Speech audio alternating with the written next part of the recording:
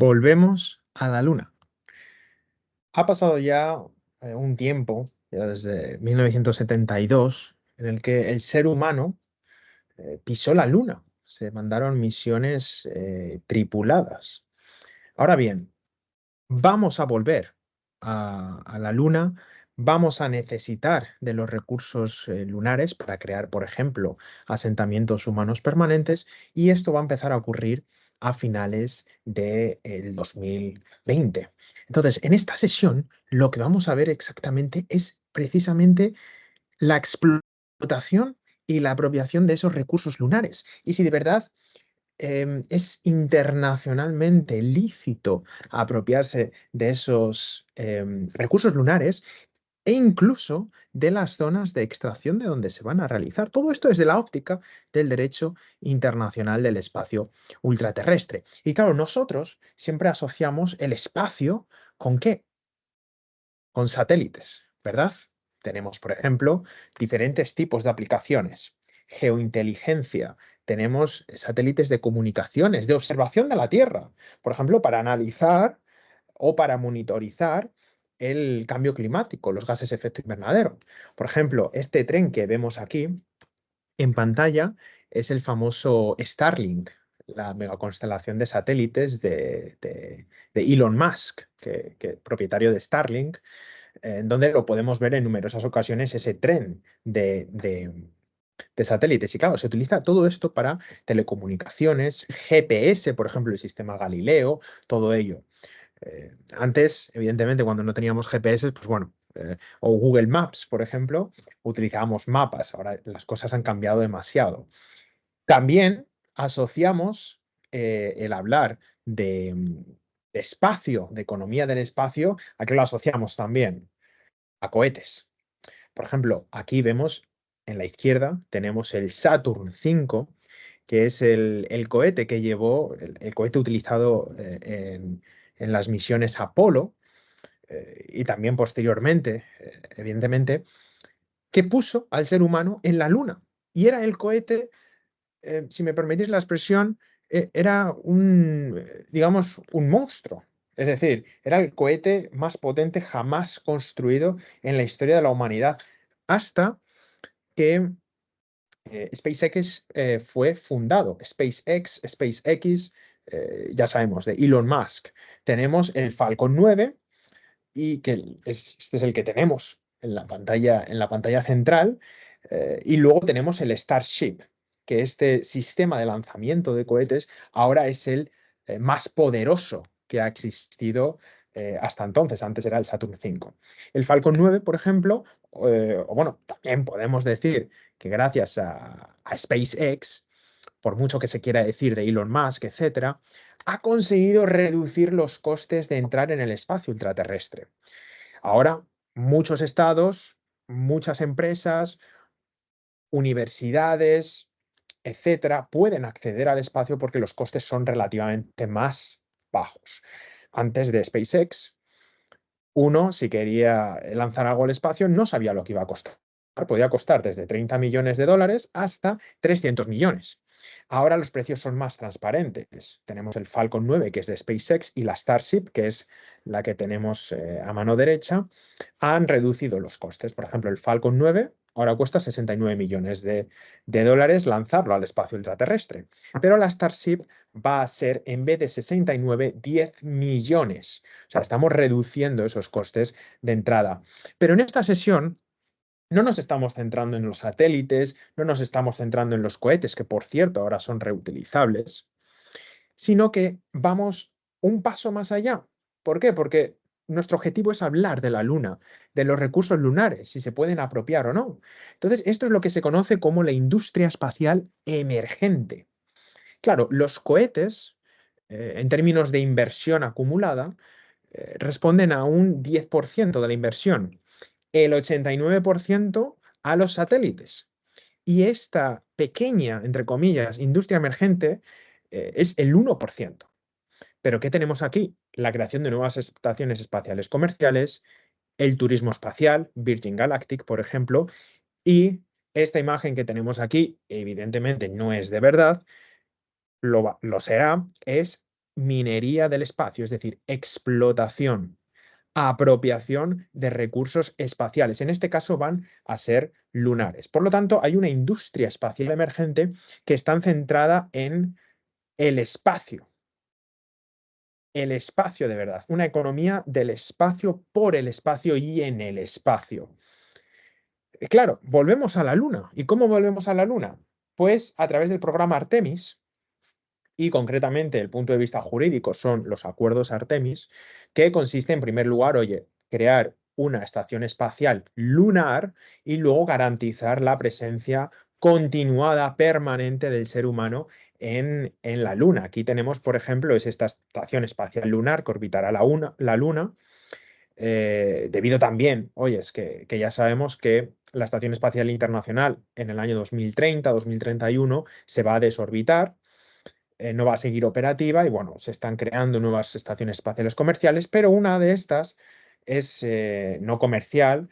Bueno, se establecerán diferentes tipos de servicios, pero aquí hay una colaboración entre entes privados, públicos, etcétera. Y al fin y al cabo, este programa Artemis, centrado en la Luna, va a suponer el siguiente paso a ir hacia Marte, también explotar los recursos de Marte. Pero claro, ¿cuál es el interés? ¿Qué recursos encontramos en la Luna que nos interesa?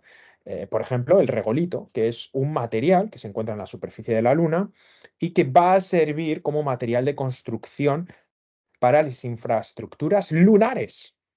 Pero es que luego nos vamos a encontrar con agua helada, por ejemplo, en el polo sur de la Luna. Entonces, esta agua helada, a través del proceso, se llama electrolisis, lo que nos va a permitir va a ser diferenciar o dividir esa agua helada, vamos, en términos no formales, técnicos, en hidrógeno, que va a servir como combustible para lanzar cohetes desde la Luna para Marte, y luego también oxígeno, recurso indispensable para garantizar la supervivencia y el soporte vital de los próximos asentamientos humanos en la Luna. Por lo tanto, aquí hay un, primero, negocio comercial, negocio económico y también de exploración y de expansión de la humanidad sobre y en el espacio ultraterrestre. Y claro, pues nosotros nos preguntamos, oyes, vamos a explotar esos recursos, nos vamos a apropiar de ellos. ¿Es esto internacionalmente ilícito? Bueno, pues para quien no lo sepa, como tenemos tratados para Derecho Internacional del Medio Ambiente, para la Corte Internacional Penal, Derecho Internacional de los Derechos Humanos, etcétera, también tenemos una serie de tratados para regular las actividades espaciales. Y es, por ejemplo, el Tratado sobre el Espacio Ultraterrestre. También tenemos costumbre internacional, que se refiere a unos hábitos y a unas creencias que tienen los estados de que algo es derecho sin tener tratados, es la ley no escrita. Y claro, tenemos el tratado general o el que regula por lo general las actividades espaciales y que nos interesa, es el Tratado sobre el Espacio Ultraterrestre, que dice así en su artículo 2, oyes, ni el espacio ultraterrestre, ni la Luna, ni los cuerpos celestes no pueden ser objeto de apropiación. Es decir, nadie puede reclamar la Luna para sí. Nadie va a poder decir el Valle de la Tranquilidad o al parte de la Luna me pertenece, ni tampoco por partes. Pero claro, ¿qué pasa con los artículos, con los recursos, perdón, lunares? Claro, no me puedo apropiar de la Luna, pero me puedo apropiar de sus recursos. Pues bien, sí, sí se puede. Tenemos que acudir al método de la interpretación en Derecho Internacional Público, que está en la Convención de Viena de 1969, que sus reglas de interpretación se aplican de forma retroactiva porque es costumbre internacional, pero eso es otro tema, y que dice que el artículo 2 simplemente sirve para reforzar el significado del artículo 1 del Tratado sobre el Espacio Ultraterrestre, que garantiza la eliminación de barreras jurídicas para acceder al espacio ultraterrestre. Es decir, ningún estado puede ser discriminado para acceder al espacio ultraterrestre.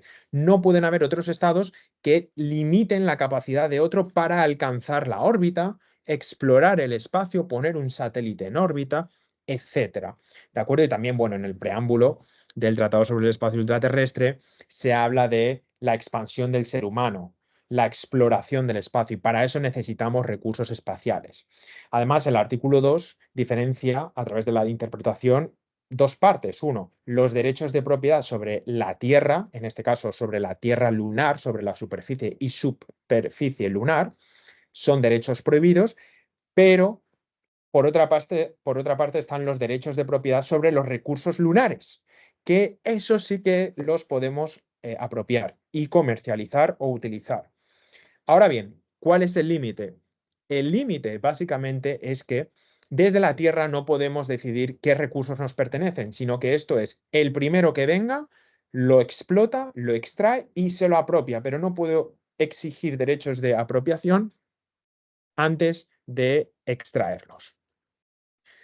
Ahora bien, el acuerdo de la Luna, también tenemos un acuerdo de la Luna, con una eficacia jurídica limitada, también establece un régimen jurídico más concreto, ¿de acuerdo? No vamos a entrar aquí, pero habla de patrimonio común de toda la humanidad, etcétera, y esto quiere decir que no pueden ser comercializados o apropiados estos recursos, pero tampoco dice nada al respecto de su uso, que sí que pueden favorecer una economía lunar. No obstante, lo importante ahora son los acuerdos Artemis, que son acuerdos bilaterales entre Estados Unidos y otros países, otros estados, pero no son un tratado, son acuerdos políticos, ¿de acuerdo? Eh, y que garantizan y que dicen que se puede extraer, utilizar recursos espaciales y no constituyen una apropiación nacional. Por lo tanto, tenemos un instrumento, digamos, más que nacional, internacional o con un punto de vista internacional que están firmando ya más de 30 estados, ¿de acuerdo? Y claro, esto al fin y al cabo puede generar costumbre internacional. No tenemos un tratado internacional del espacio sobre recursos espaciales. Entonces, claro, lo importante es que estos acuerdos Artemis pueden generar esa convicción en el futuro, esa práctica estatal de que es jurídicamente vinculante y de que es legal practicar la apropiación, la explotación y la apropiación de recursos espaciales. ¿Por qué? Porque únicamente solo 4 estados son los que han aprobado legislaciones nacionales en materia de minería del espacio, es decir, de explotar y apropiarse recursos espaciales: Japón, Emiratos Árabes Unidos, Luxemburgo y Estados Unidos. Entonces, todo esto puede generar costumbre internacional para que los estados tengan la creencia, la percepción a través de esa práctica estatal durante una serie de años y la convicción, que se llama la opinio iuris, de que es legal explotar y apropiarse recursos lunares en este caso. Pero claro, ¿qué ocurre con las zonas de explotación donde se encuentran los recursos lunares en este sentido? Pues, claro, nosotros vamos a la Luna y ¿qué es lo que vamos a hacer? Poner una instalación para extraer esos recursos lunares. Pues bien, estas instalaciones, para que no contradigan, para que no violen, perdón, el artículo 2 de no apropiación de la Luna, por ejemplo, pues deben de estar abiertas a todos los estados. Pero, claro, para también que el artículo 1, ¿no? No discriminación. Pero claro, esto que sean accesibles, que estén abiertas a todos los estados, tiene un orden. Debe de notificarse a representantes para llevar a cabo una serie de precauciones, medidas de seguridad, etcétera. Entonces, bueno, sí que las zonas de explotación no pueden ser apropiadas, pero deben de estar abiertas. Deben de estar abiertas a otros estados. Y por lo tanto, aquí finalizamos diciendo que, oyes, la apropiación y la explotación de recursos espaciales es legal desde un punto de vista del derecho internacional.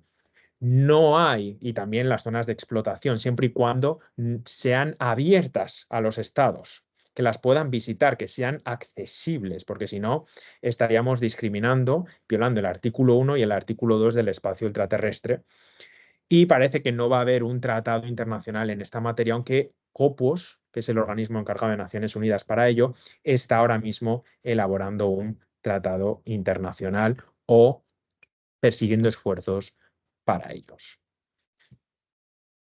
Muchas gracias por vuestra atención y cualquier duda, por favor, tenéis mi correo electrónico, LinkedIn, etcétera. Así que, por favor, sentíos libres de preguntarme cualquier cuestión al respecto. Muchas gracias.